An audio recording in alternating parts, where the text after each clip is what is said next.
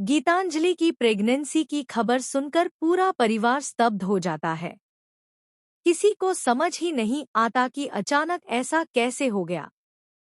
सबके दिमाग में यही सवाल घूमने लगता है कि अरमान और अभीरा की जिंदगी में जो थोड़ी बहुत शांति आई थी, उसे गीतांजलि ने फिर से बर्बाद करने की ठान ली है। गीतांजलि पूरे आत्मविश्वास के साथ सबके सामने खड़ी होकर कहती है कि वह मां बनने वाली है और उसके पेट में अरमान का बच्चा है। यह सुनते ही घर का माहौल बदल जाता है। जहां कुछ लोग गीतांजलि की बातों पर भरोसा कर लेते हैं, वहीं अरमान अंदर ही अंदर गुस्से से भर उठता है, क्योंकि उसे पता है कि यह सब गीतांजलि की गंदी चाल है। मायरा, जो हमेशा सच और झूठ को अलग करने की कोशिश करती है, इस बार भी उलझन में पड़ जाती है।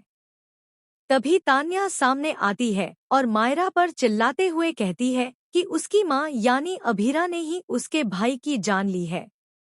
यह आरोप सुनते ही मायरा का दिल जोर जोर से धड़कने लगता है और वह कांपते हुए सवाल करती है कि क्या वाकई उसकी मां ने ऐसा किया है। उसके चेहरे पर डर साफ झलकने लगता है।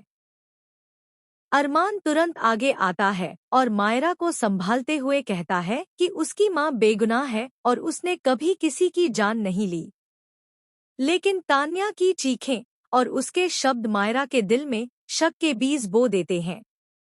इसी मौके का फायदा उठाती है गीतांजलि। वह मायरा को बहलाते हुए कहती है कि तुम्हारी मां हमेशा से गलत रही है। उसने ना जाने कितने लोगों की जान ली होगी और अब तो तुम्हारे अपने भाई की भी जान ले ली है।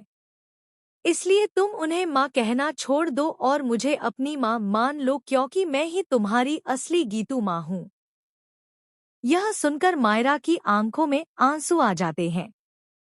उसे समझ नहीं आता कि किस पर भरोसा करे और किससे दूरी बनाए। गीतांजलि का असली मकसद साफ है। वह चाहती है कि अरमान और मायरा दोनों को अपने पक्ष में कर ले ताकि अभीरा को पूरी तरह अकेला कर सके। लेकिन अरमान गीतांजलि की चालाकी को समझ चुका है।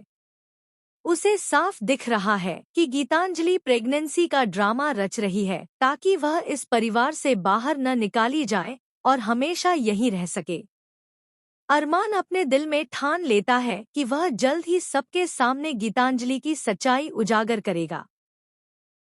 इधर कृष भी गीतांजलि के साथ मिल चुका है। उसका मकसद है कि अरमान और अभीरा कभी एक न हो सकें। वह हर पल नई साजिशें रचता है ताकि दोनों के बीच गलतफहमियां बढ़ती जाएं। कृष को पता है कि अगर गीतांजलि की प्रेगनेंसी की खबर सच मान ली गई तो अभीरा और अरमान के बीच हमेशा के लिए दूरी बन जाएगी और यही उसकी जीत होगी। घर का हर सदस्य इस नई मुसीबत से परेशान है।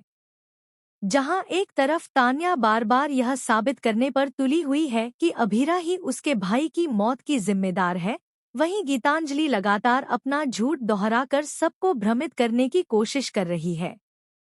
लेकिन अरमान हर बार मजबूती से खड़ा होकर कहता है कि वह गीतांजलि की इस झूठी प्रेगनेंसी का सच सबके सामने लाएगा। आने वाले दिनों में घर के अंदर बहुत बड़ा तूफान आने वाला है। जैसे ही गीतांजलि प्रेगनेंसी का खुलासा करती है, सबके होश उड़ जाते हैं। परिवार के लोग आपस में बहस करने लगते हैं कि आखिर सच क्या है। कोई गीतांजलि पर भरोसा करता है तो कोई उसे झूठा करार देता है। माहौल इतना गर्मा जाता है कि घर के रिश्ते फिर से टूटने की कगार पर पहुंच जाते हैं। लेकिन इस बार अरमान ने ठान लिया है कि वह सच को सामने लाकर रहेगा।